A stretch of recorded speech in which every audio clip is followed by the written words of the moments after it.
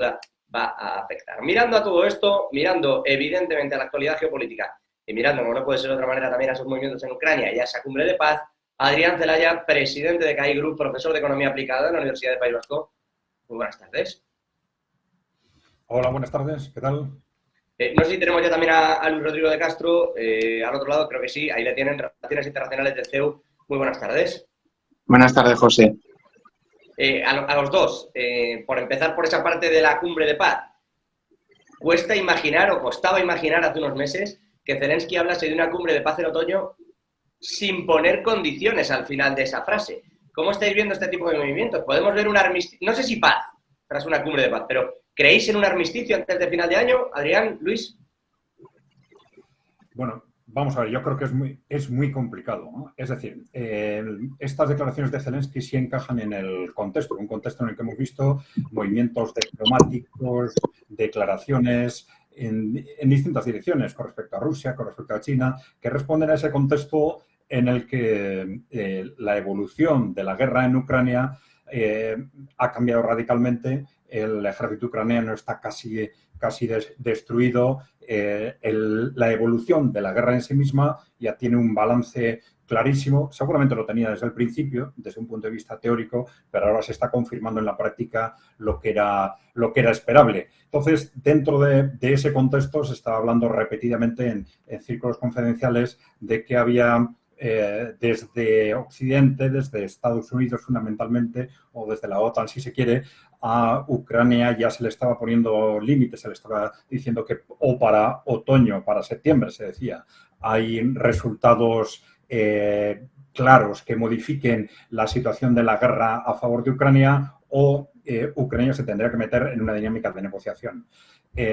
Bueno, lo que ha sucedido, vamos a decir, en el campo de batalla necesariamente pues enfoca tanto a Ucrania como a Occidente en esa dirección. Pero una cuestión es que como consecuencia de la evolución de este conflicto geopolítico, tanto en Ucrania como a nivel del conjunto del mundo, la resistencia de la economía rusa, el fortalecimiento geopolítico de los países emergentes, que todo esto crea un contexto que está haciendo que el tiempo corra, vamos a decir, a favor de Rusia y en contra de Ucrania y de Occidente, y como consecuencia ahora sea Occidente el que piense que está interesado o bien en ganar tiempo o bien intentar taponar este agujero estratégico, y otra cosa es que eso lo intenten evidentemente a través de negociaciones, cumbres, ofertas, pero otra cosa es en qué medida Occidente, a través de Ucrania o a través de la OTAN o de quien sea,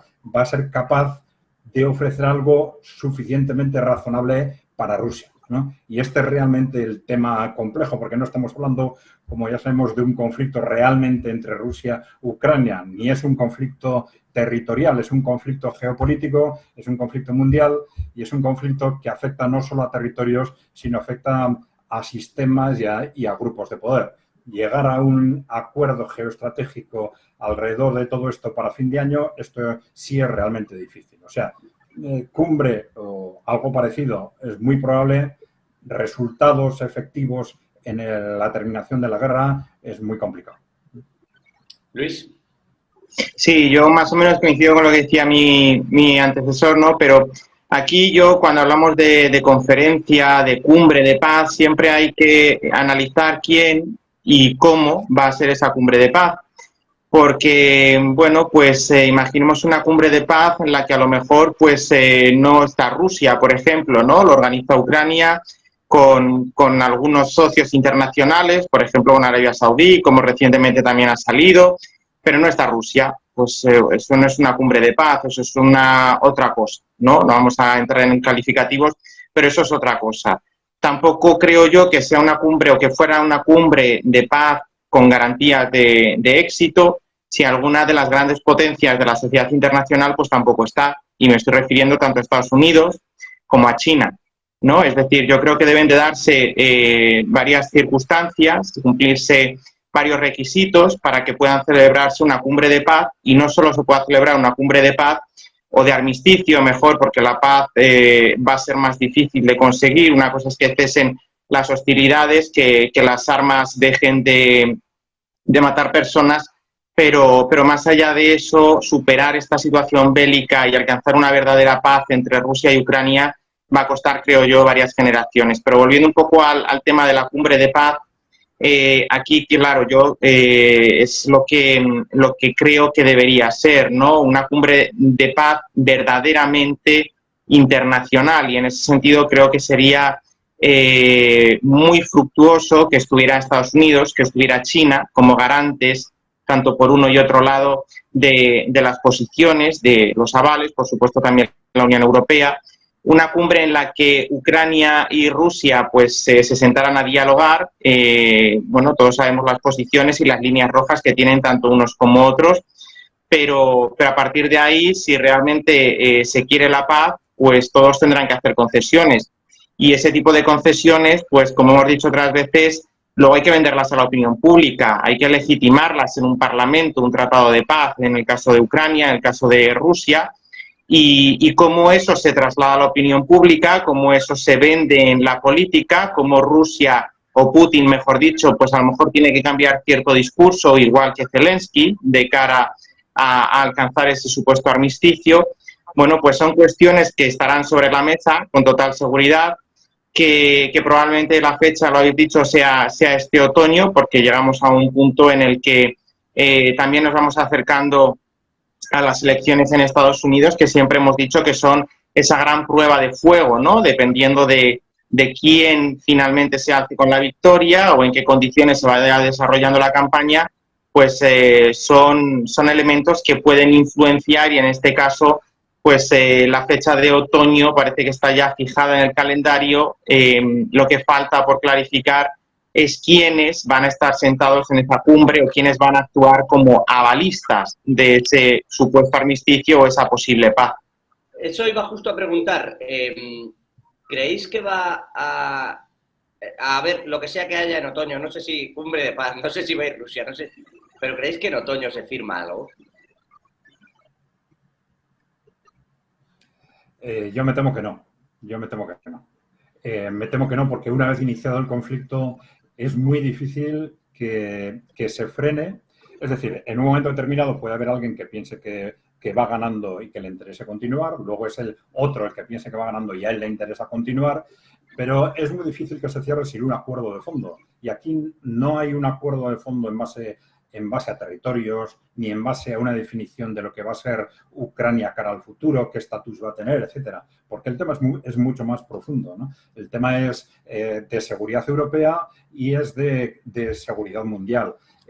Incluso más que de seguridad, ya se ha convertido en una definición de lo que va a ser el mundo. Esto requiere un tipo de negociación que ni siquiera se ha comenzado y en el que yo creo que ni siquiera debería ser una negociación Ucrania-Rusia, por supuesto. Debería ser una negociación de alguna forma, como ha dicho Luis, una negociación, pues en todo caso Estados Unidos, Rusia, China, quizás, como mínimo, ¿no?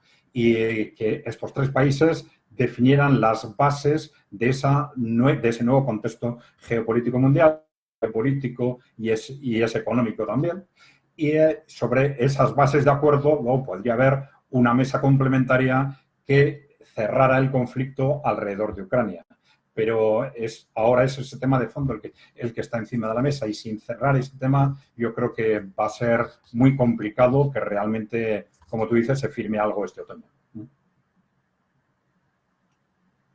Luis, ¿también lo ves imposible? Bueno, yo si me puedes repetir la pregunta porque se ha quedado ahí un poquito pensando y no te he escuchado bien del todo. No, decía que si ves imposible también que firmen cualquier, no sé si armisticio, paz, no sabría cómo llamarlo, porque son capaces de firmar una suerte de armisticio en unos territorios y otros no, pero ¿veis algún tipo de giro? ¿Tú ves que en otoño de verdad se pueda firmar alguna cuestión? Bueno, a lo mejor un cese temporal de las hostilidades, por utilizar un poco un lenguaje más diplomático, posiblemente sí pueda ser, ¿no? Es decir, llegamos al punto muerto, no cedemos ninguno en nuestras posiciones, simplemente le damos al pause y ahí nos quedamos. Es decir, empezamos a dialogar, podemos tardar 10 minutos o 10 años, pero el conflicto se queda congelado, se queda latente, ¿no? Hay múltiples ejemplos de situaciones similares en otras partes del mundo incluso en la frontera de las dos Coreas, ¿no? Que formalmente siguen en guerra. Bueno, pues yo creo que darle al pause, pues sí que es más probable a lo mejor que conseguir una paz, un cese completo del conflicto, un punto y final de esta locura bélica en la que llevamos 1 año y medio, porque eso supondría tener que ceder, como decía antes, y aquí hay siempre líneas rojas, que son algunas que ninguna de las partes están dispuestas a asumir. Muy posiblemente Rusia pida Crimea y diga Crimea es rusa desde el año 2014, bueno, pues es rusa y tiene que seguir siendo rusa. Eso para Ucrania será un zarpazo bastante difícil de digerir. Ucrania también hay otras líneas rojas en el Donbass que ahí yo creo que no estaría tan dispuesta a transigir, más allá de a lo mejor pues con una concesión de un alto nivel de autonomía para las regiones separatistas del Donbass, con un sistema a lo mejor de bilingüismo en el que la lengua rusa pues fuera incluso predominante, pero esto abocaría a la lengua ucraniana a una situación de diglosia, con lo cual sería pan para hoy y hambre para mañana. Es decir, hay muchas cuestiones sobre la mesa que están pendientes, que ninguno de los dos están dispuestos a transigir, y a partir de ahí yo veo más factible que se pueda llegar a un punto de no agresión, como decía, a poner en pausa todo el conflicto y a partir de ahí explorar otras vías más allá de que, bueno, pues el mandato presidencial es limitado, la biología también es caprichosa. Se ha hablado de que Putin está enfermo, a Zelensky le queda de mandato pues lo que le queda, habrá elecciones, bueno, pues a lo mejor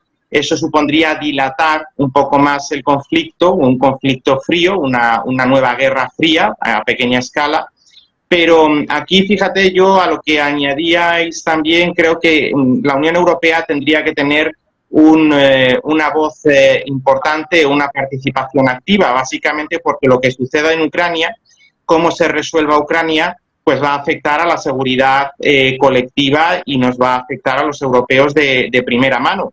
Y sobre todo aquí hay cuestiones también que deben clarificarse, porque recordemos que Ucrania ha pedido la adhesión y ha sido acogido como país candidato a la adhesión, con lo cual tendrá que negociar, y lo primero que tenemos que saber para empezar a negociar esa adhesión es en qué cantidad o en qué territorios, en caso de que la Unión Europea se convirtiera en un Estado miembro, comenzarán a aplicarse las disposiciones europeas y comenzarán a surtir efectos y obligaciones todo este corolario que llamamos acervo comunitario, ¿no? Todo esto es importante también tenerlo en cuenta, y precisamente por eso yo creo que la Unión Europea también está llamada a jugar un papel quizá no tan activo como Ucrania, Rusia, a lo mejor China y Estados Unidos, pero sí que tiene que tener una voz que se oiga y que sea reconocible por el resto de países que se sienten en la mesa. Por partes, quiero decir. Sobre lo que vaya a ocurrir o no y territorialmente, al hilo de lo que está comentando Luis, os repregunto 2 cuestiones. Una, lo de que tenga el derecho a la adhesión puede ser un brindis al sol. O sea, hay países que han estado más de 20 años con el derecho de adhesión ahí y nunca ocurre. Y luego, 2, Rusia, ¿no os da la sensación, y de ahí la pregunta inicial de toda esta tertulia, que ahora es Zelensky quien es más proclive a negociar esa paz? ¿Rusia se va a conformar con una Crimea que ya tenía desde 2014 y la mitad de un Donbass?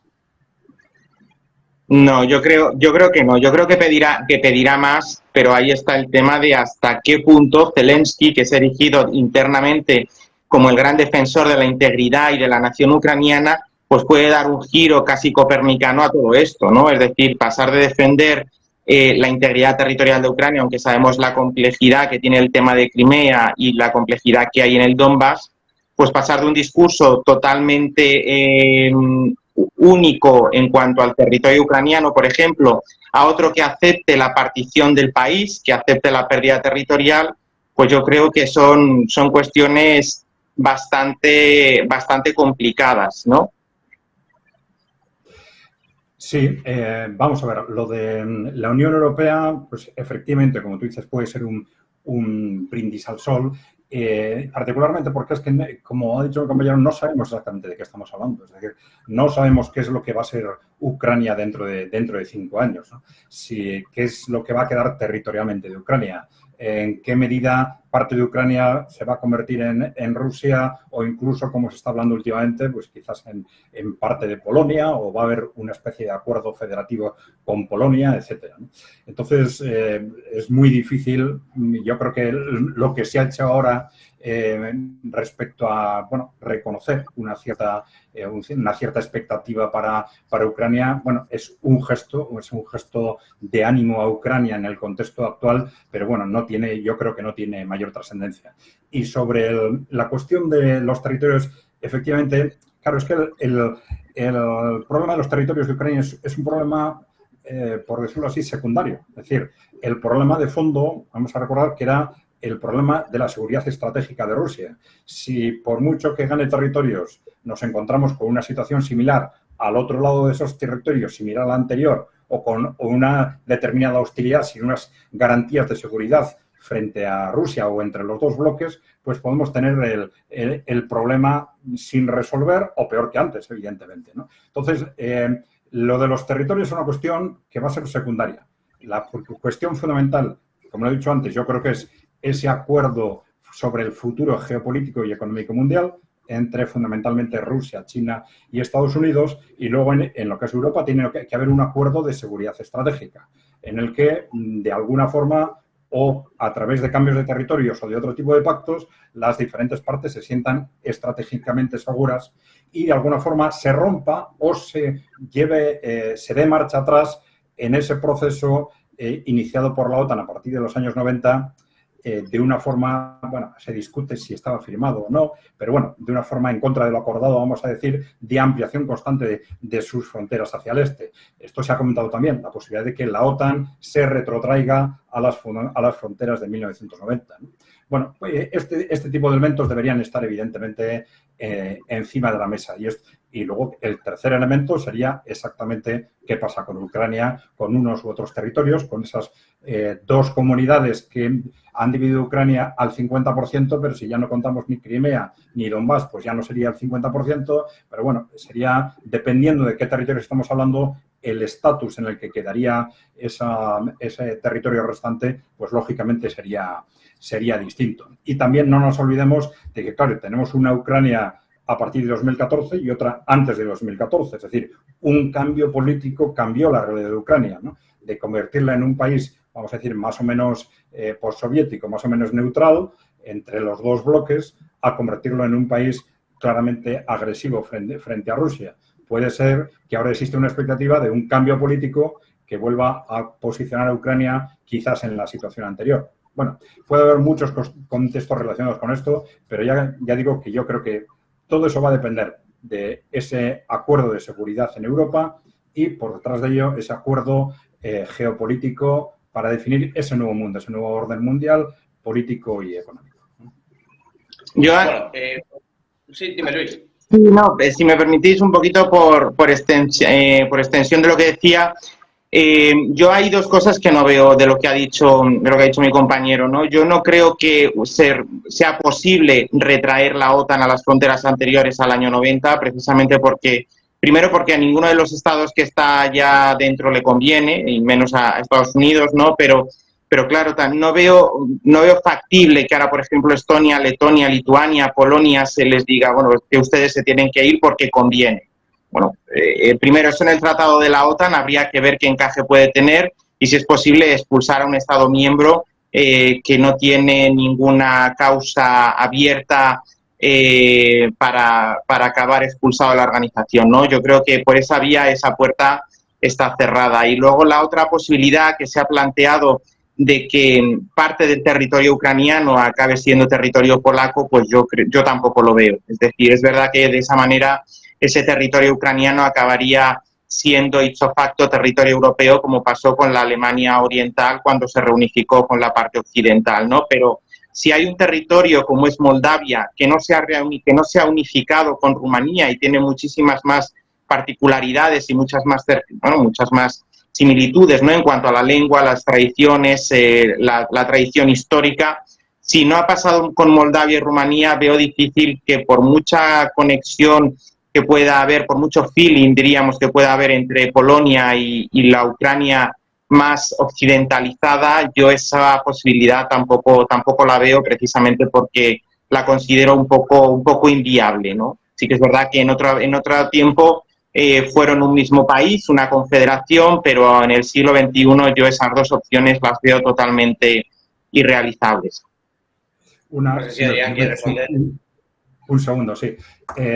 Bueno, efectivamente, claro, si preguntamos a los interlocutores, a los países bálticos, a Polonia, etcétera, qué quieren o qué les gustaría, evidentemente, como tú dices, no es algo que les guste, pero estamos hablando de algo que no van a decir esos países por sí mismos, porque la autonomía política estratégica de esos países ya sabemos que es muy baja. Al final es la OTAN o Estados Unidos fundamentalmente el que dicta el futuro político de estos países. Y estamos hablando no de algo que se quiera hacer o no se quiera hacer, sino de un contexto de guerra y de perder una guerra. Y claro, cuando se pierde una guerra, si tú quieres cerrar la situación, al final tienes que estar dispuesto a tomar decisiones que no te gustan, precisamente porque quieres cerrar la guerra, ¿no? Entonces no estamos hablando de algo que guste o no guste, sino de que para taponar el conflicto, para cerrar la continuidad del conflicto, pues va a haber que tomar decisiones estratégicas del suficiente calado, y yo creo que algunas de esas pueden estar perfectamente encima de la mesa.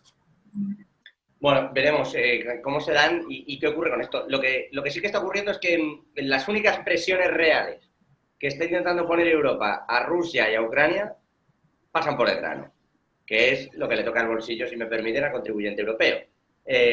Un grano que está dejando de venir en las cantidades en las que lo hacía anteriormente, porque primero porque no está pudiendo Ucrania sacarlo a través del Mar Negro, y segundo porque está siendo destruido. Ayer otras 40.000 toneladas en Odesa, cerca de los puertos del Danubio, bombardeadas por Rusia. Sin embargo, Rusia sí saca su parte, de hecho se la lleva a África. Hoy, a estas horas, está Anthony Blinken, el secretario de Estado norteamericano, en la ONU, precisamente hablando del hambre, de lo que se está provocando, etcétera, etcétera, etcétera. Pero la realidad es que donde no está llegando el grano es Europa, que ahora está haciendo mucha presión al G20 para que esto vuelva a tomar un poco un sendero que les permita tener grano. Pero claro, el problema lo tienen en que no admiten a ningún banco ruso en el sistema SWIFT. Paso a preguntaros. Se restringe hoy el tráfico cerca del puente de Kerch, en Crimea, por la seguridad, dice Rusia. Están prohibiendo y ya se están incluso atacando con drones acuáticos los cruceros de uno y otro lado que tratan de atravesar el Mar Negro. Esto de que se vuelva a poner el grano en marcha, no sé si es porque un servidor hoy no está optimista, pero parece harto complicado que por ahí vaya a salir absolutamente nada ya hasta el final de la guerra, salvo que se ceda en el sector bancario. No sé vosotros si tenéis otra opinión o cómo estáis viendo la evolución de todas esas restricciones, si podríamos incluso ver otro tipo de cortapisas. Sí, bueno, yo aquí es un ten con ten. Tú me fastidias con el sistema bancario, yo te fastidio con el grano. Y bueno, pues ya sabemos todo lo que pasa cuando no llega suficientemente grano ucraniano al mercado europeo. No es que pueda haber una crisis de desabastecimiento, porque sí que es verdad que en este sentido, dentro de la Unión Europea tenemos la política agrícola común que nos garantiza una autosubsistencia. Pero claro, a partir de aquí, cuanta más, más cantidad de grano entre en el mercado europeo, más bajo será el precio y mucho más asequible será para el consumidor comunitario, ¿no? Pero aquí esto es un tira y afloja, ¿no? Claro, el sistema bancario, bueno, pues el grano. El puente de Kerch, bueno, pues Rusia ha dicho que por ahí no va a pasar nada, salvo cualquier barco de bandera militar rusa, con lo cual, pues por ahí tampoco vamos a tener ninguna solución. Que la Unión Europea esté dispuesta a aflojar en cuanto al sistema bancario, pues a día de hoy yo tampoco lo veo algo plausible, ¿no? Porque, como decía, no está en cuestión la alimentación de los ciudadanos europeos, precisamente por esto que tenemos de la PAC, pero quizás en algún punto, los próximos meses, pues en función de cómo se desarrollen los acontecimientos, de en qué estadio se alcance en alguna posible negociación, bueno, pues a lo mejor la buena voluntad de la parte europea sea relajar estas sanciones siempre y cuando pueda vender a la opinión pública europea que también ha recibido alguna contrapartida por parte rusa y muy posiblemente, bueno, pues pueda estar ligado con con el grano, aunque sí que es verdad que para la opinión pública europea, pues esto no es un tema tan relevante como pueden ser otras cuestiones, ¿no? Pero es que esto, ya digo, yo el otro día iba por la playa y me encontraba a unos niños, ¿no?, jugando con el juego de la cuerda, de uno tira de un lado, el otro tira del otro, a ver quién hace más fuerza, ¿no?, y sobrepasa la línea. Pues esto es igual, unos tiran hacia un sentido con el tema bancario, otros hacia el extremo totalmente opuesto con el tema del grano, a ver quién puede forzar más a la otra parte y a partir de ahí, pues, como decía, en una negociación posiblemente esto también se tenga en cuenta y pueda relajarse de alguna manera. Pero a día de hoy yo no veo que la Unión Europea vaya a ceder con el tema bancario, precisamente porque, bueno, pues parece que podemos estar más dispuestos a asumir un cierto coste económico en los mercados, como vimos a principios de año, que a relajar ciertas medidas difíciles de vender, como decía, la opinión pública. Adrián, en este sentido, sobre lo ocurrido y lo que está ocurriendo casi día a día allí. Sí, vamos a ver. Yo creo que efectivamente en la situación actual este problema con el grano puede hacer mucho daño a la economía europea, ¿no? Daño en particular en un ámbito muy flexible, como es muy sensible en este momento, como es la inflación, ¿no? Justo en el momento en que parece que se empieza a controlar, esta podría desbordar las estrategias incluso del Banco Central Europeo, ¿no? Pero sí es cierto, por un lado, como tú has dicho, que la opinión pública no es particularmente sensible con este tema, quizás porque no es consciente de en qué medida el precio del grano incide en el precio de una buena parte de los productos alimentarios, ¿no? Y por otro lado, la verdad es que llevamos un año y medio en el que nuestros dirigentes políticos, los dirigentes políticos europeos, han demostrado una y otra vez su capacidad de sacrificio de la propia economía europea en base a los objetivos geopolíticos. Casi la tercera parte de la industria alemana está en cuestión como consecuencia de esas decisiones tan duras que han tomado sobre los cortes drásticos con la energía rusa, y se están empezando a tomar medidas en ámbitos absolutamente esenciales para la Unión Europea, como son las relaciones con China, etcétera, ¿no?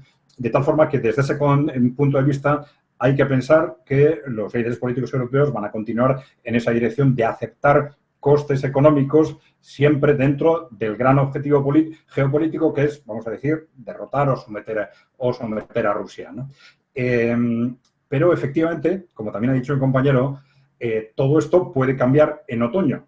Ahora estamos en un momento todavía de demostrar fuerza precisamente para preparar esas expectativas de negociaciones en otoño. Pero claro, en otoño ya, si se quiere crear un contexto favorable, ya es muy posible que pueda estar sujeto a revisión cualquiera de estos conceptos.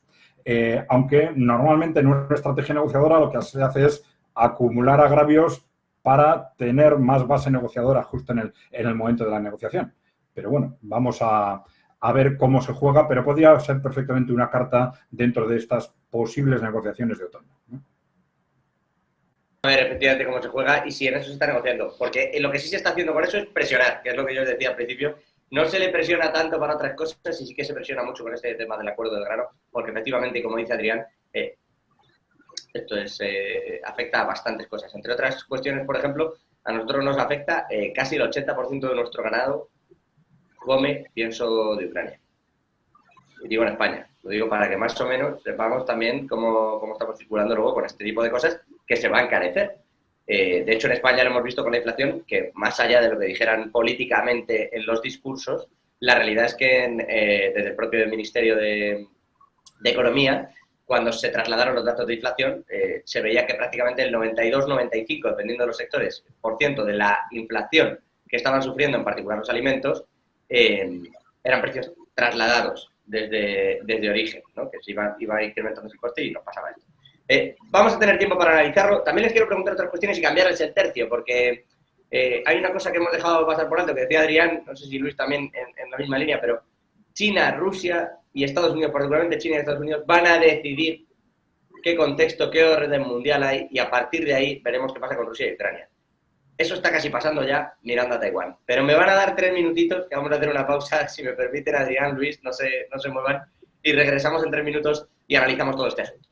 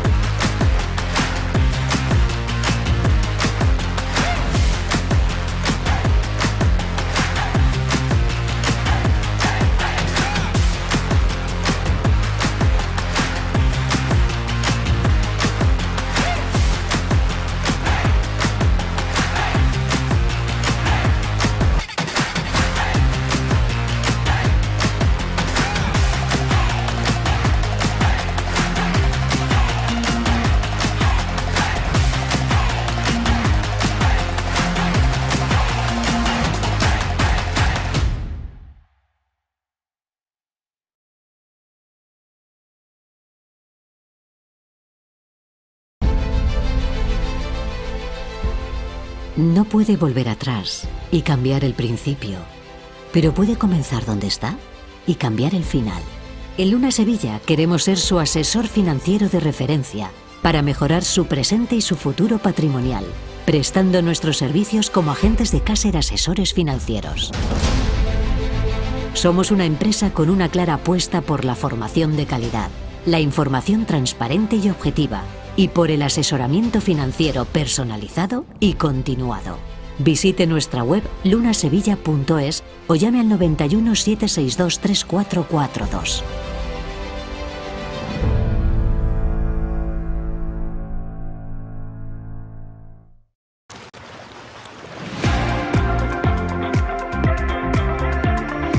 Sueños a orillas del Mediterráneo. Sueños que podrás revivir una y otra vez. Sueños que construimos a medida. Sueños que te permitirán desconectar de la rutina.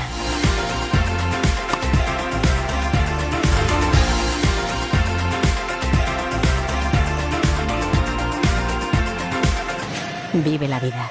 Sueña despierto. ¿Se puede poner a prueba vuestra tecnología de trading? Sí. ¿Y vuestra ejecución funciona al milisegundo? Sí. ¿Y vuestros spreads están entre los más bajos del mercado, no? Si quiere, puede probar nuestra primera vez. Es difícil encontrar un broker que cumpla con todas sus expectativas. O quizá no tanto. Active Trades, broker online desde 2001.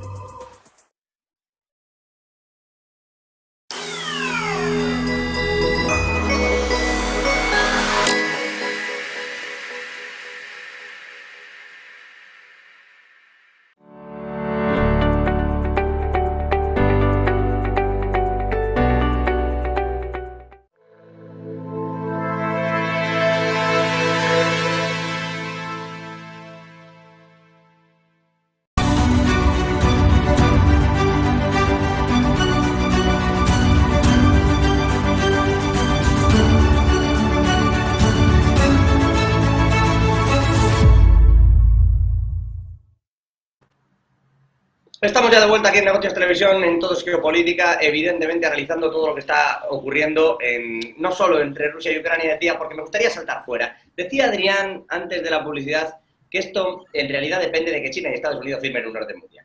Bueno, esto se parece mucho a que lo firmen Rusia y Estados Unidos tras la Segunda Guerra Mundial y entonces incluso Alemania queda separada y luego ya vamos viendo cómo se producen las determinadas cuestiones, ¿no?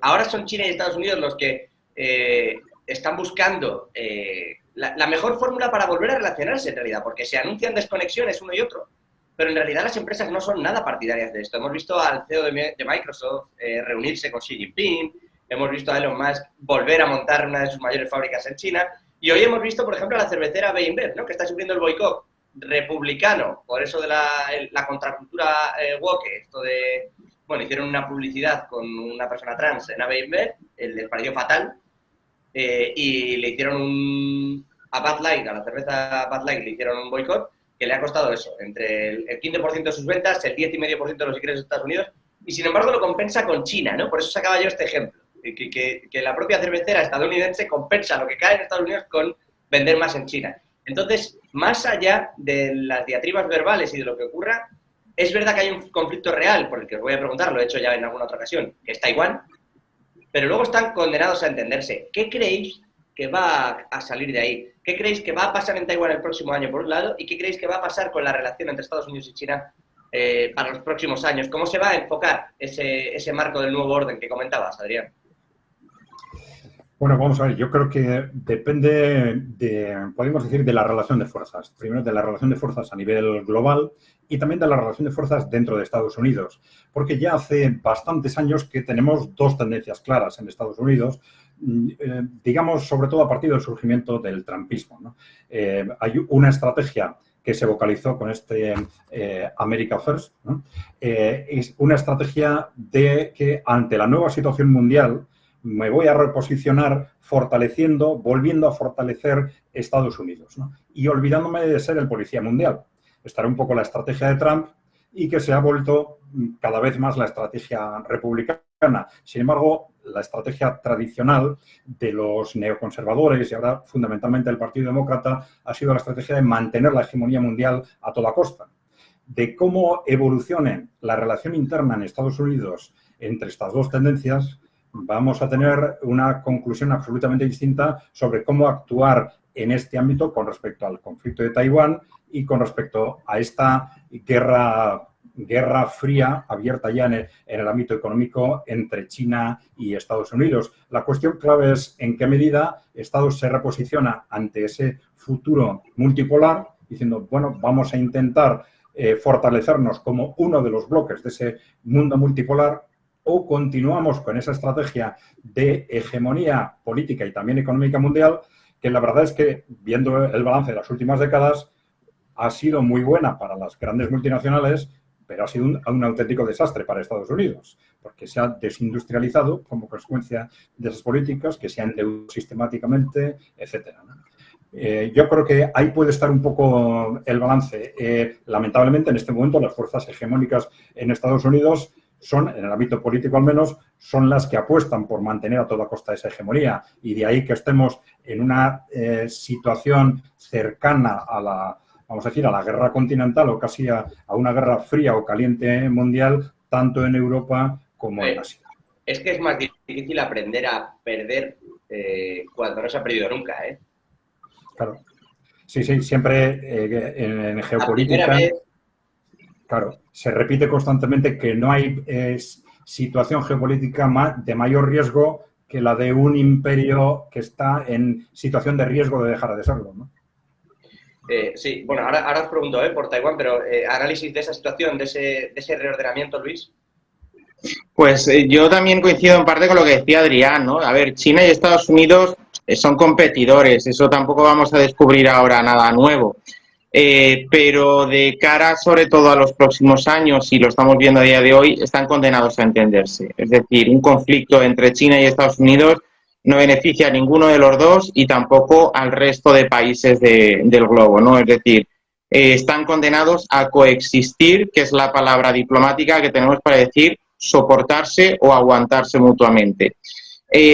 Habrá, pues, puntos de tensión más álgidos, momentos de mejor sintonía, pero yo no creo que a ninguno de los dos les convenga un choque caliente en Taiwán. Podrá haber alguna escaramuza, alguna cuestión pues como la que vimos el verano pasado con la visita de Nancy Pelosi, con algún ejemplo que hemos vivido más recientemente, pero ya digo, es que no les conviene a ninguno de los dos. Sí que es verdad que aquí, desde el punto de vista interno chino, no va a haber cambios, porque el partido, ser un régimen de partido único, entre comillas, la parte positiva que tiene es que hay mayor certidumbre frente a un cambio político, ¿no? Salvo que haya un cambio radical en la figura del líder del país, que no va a ser el caso, por lo menos en el corto o medio plazo, pues por esa parte China es mucho más estable.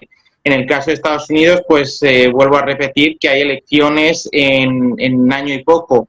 Y a partir de aquí, pues podremos ir viendo si volvemos a la época trumpista, a una época trumpista descafeinada o a la Ron DeSantis, o si por el contrario seguimos con la tónica más internacionalista que, pues representan los demócratas, ¿no? Yo cuando Adrián estaba haciendo su análisis me acordaba de 1919, ¿no? Cuando el presidente demócrata Woodrow Wilson puso las bases para la Sociedad de Naciones y después su sucesor republicano dijo que de eso nada, que Estados Unidos se tenía que concentrar en sus cosas y que eso era una cuestión que no les afectaba, ¿no? Esas dos almas, por así decirlo, dentro del país son las que pueden modelar un poco más que en el caso chino la relación con la otra parte, pero ya digo, no creo que pueda ni deba haber un enfrentamiento caliente más allá de alguna cuestión puntual que se solventara fácilmente. Yo no sé, Luis, si Biden es muy diferente a Trump, porque como está por ver si ha cobrado o no la familia Biden y desde dónde, y si venía desde China, que esa es otra harina de otro costal, no me voy a meter en esto. Pero ciñéndome a las políticas aplicadas, si Trump era proteccionista, que lo era y que estaba en eso, con ese America First, con ese Make America Great Again, ¿no? Ahora se les llama los MAGA, Republican, fíjate si coló. Joe Biden no se está quedando atrás, ¿eh? Ha hecho el mayor plan de políticas de incentivos fiscales prácticamente de la historia de Estados Unidos. Bueno, y si no prácticamente, si lo miramos por cuantías totales, es el mayor. La Inflation Reduction Act, con más de 360.000 millones, más los pagos de estudios, más todas las condonaciones que está haciendo, nunca se había hecho una política fiscal tan ultra expansiva y tan proteccionista, porque exige para esos pagos que todo se haga y se produzca en Estados Unidos. O sea que ahí yo no sé si van tan desencaminados uno y otro, con la política de China, Luis. Yo les veo muy en la misma dirección. Salga Trump o salga Biden, las ganas de confrontar con China parecen garantizadas. No tanto con Rusia, pero con China yo creo que ahí hay una garantía. No sé si queréis decir algo de esto, pero os quiero preguntar también por Polonia, Lituania y esa amenaza que sienten desde Bielorrusia, y se me está acabando el tiempo, así que os lo lanzo tal cual. Si queréis comentar de esto que acabo de decir, fantástico, pero aprovecho para echaros también, Adrián y Luis, casi allí directamente os echo a los leones. Dicen Polonia y Lituania que sienten que puede haber sabotajes, amenazas y ataques desde Bielorrusia y que no se les está tomando en serio desde la OTAN, pero que esto es real. Ojo, porque esto estamos hablando de palabras mayores. Claro, si son sabotajes, si son actos terroristas, se escudarán en eso para no llamarlo guerra y que no entre la OTAN. Pero la preocupación de Polonia esta mañana, del primer ministro Morawiecki, era real, ¿eh? Sí, bueno, esto se ha desmentido desde Bielorrusia. Dicen que les han enviado datos sobre trayectoria de los aviones tanto a Polonia como a Lituania para demostrar que era una noticia falsa y tal. Pero bueno, independientemente de lo que haya sucedido en este hecho, este tipo de situaciones pueden suceder, sí, pueden suceder y lamentablemente pueden seguir sucediendo y ser de un alto nivel de riesgo, porque claro, no son actuaciones sueltas, coinciden con una acumulación constante de tropas tanto en una dirección como en la otra, y en una situación bélica y geopolítica, que ya lo hemos comentado anteriormente, tanto en Ucrania como en un contexto mundial, y una relación de fuerzas en la que se ve claramente que hay distintos sectores, o algunos sectores por lo menos, que pueden estar apostando por un conflicto mundial, o por lo menos por un conflicto continental en Europa, que una vez que esa conciencia se extiende, cualquiera de las dos partes puede decir, o bien me interesa adelantarme o bien me voy a adelantar antes de que sea el contrario. Es decir, que una vez que hay latente una posibilidad de que alguien inicie ese conflicto continental, cualquiera de las dos partes puede decir, bueno, si va a empezar yo me adelanto y empiezo antes, ¿no? O sea que yo creo que ese riesgo existe, pero claro, es que no existe solo ahí, ¿no? Tenemos ese riesgo, esa situación caliente alrededor de Bielorrusia, Polonia y Lituania, tenemos lo que está pasando en África, tenemos relaciones muy explosivas casi en Siria, entre Siria, Estados Unidos y Rusia, tenemos una situación bastante caliente en Moldavia. Es decir, la situación mundial o continental puede estallar en distintos puntos. Sí, bueno, pues sí, hilando un poquito con lo último que decíamos de Biden y Trump, bueno, sí que es verdad que desde el punto de vista interno hay medidas que son continuistas, ¿no? Porque ante todo son el presidente de los Estados Unidos, ¿no? Yo me refería sobre todo un poco mirando más a la dimensión externa, ¿no? Sí que es verdad que tradicionalmente la postura de Biden en estos años ha sido mucho más intervencionista en política exterior de lo que ha podido ser la del periodo de Trump, ¿no? Era un poco el sentido de la afirmación que decía. Y sobre lo que... Se ha pasado de vuelta, ¿no? Por el otro lado. Un poquito. Y sobre Polonia y Lituania, un poquito para que no me cortes, que ya sé que esto del minuto de oro en la tele pues es la regla clave. Bueno, yo simplemente reflexionar un poquito. Lo que haga Bielorrusia no lo va a hacer Bielorrusia, lo va a hacer... lo va a pensar Rusia y lo va a hacer Bielorrusia. Un poco como cuando el hermano mayor le dice al pequeño, haz esto, y el hermano pequeño va y lo hace, ¿no? Luego la bronca le cae a los dos, pero uno es la mente pensante y otro es el brazo ejecutor, ¿no? Y esto sería lo que pasaría con Bielorrusia. Bielorrusia no va a dar ningún paso sin antes consultarlo con Rusia, ni va a hacer nada que no le venga avalado por Moscú, precisamente porque Lukashenko es consciente de que su supervivencia al frente del país viene del apoyo que está recibiendo por parte del Kremlin, ¿no? Y ahí Polonia y Lituania siempre han sido los dos países más avanzados de la OTAN en cuanto a dar ciertas señales de alarma y posiblemente hayan detectado alguna cosa que bueno, pues sí que es verdad que si hablamos de ataque directo podemos entrar en la posibilidad de activar la cláusula de defensa colectiva y eso tampoco pues nos interesa, vamos a hablar claramente, y hayan optado por hablar un poquito más diplomáticamente de posible sabotaje, un poco para dar la luz de alarma al resto de socios de la OTAN y poner un poquito pie en pared para dar a entender a Bielorrusia de que, bueno, pues les han cazado y que cuidado porque son conscientes de que algo se está moviendo y sabemos todos que viene por extensión de Rusia. Luego nunca es nadie, también os digo. Cada vez que se mueve un sabotaje, nadie está detrás, nadie tiene la culpa, no sé. Pero bueno, ¿qué sabremos? ¿Qué sabremos nosotros? ¿Qué sabré yo? Como siempre es un gusto, le agradezco ese minuto de oro, no le corto, que luego además me dicen que les interrumpo mucho, pero es que me gusta cuando van ustedes al grano porque me aportan todavía más información, no es que yo les quiera contar, mis disculpas en todo caso, Luis. No, nada, sabemos que va de buena fe. Luis Rodrigo de Castro, Relaciones Internacionales del TEU San Pablo, Adrián Zelaya, presidente de CAI Group, profesor de Economía Aplicada en la Universidad del País Vasco. Es un gustazo tenerles en el día de hoy, y lo ha sido y lo va a ser porque nos veremos una vez de seguro. Gracias por el análisis, como siempre, y por los detalles. Abrazos. Un abrazo de vuelta, hasta ahora. Y nosotros, si me permiten, no terminamos aquí. Nosotros seguimos mirando, evidentemente, a todo lo que ha ocurrido en la jornada de hoy, que no ha sido poco. Y les decía al principio, que creo que se ha escuchado ligeramente mal, les decía que hay varias noticias que están también trastocando todo lo ocurrido.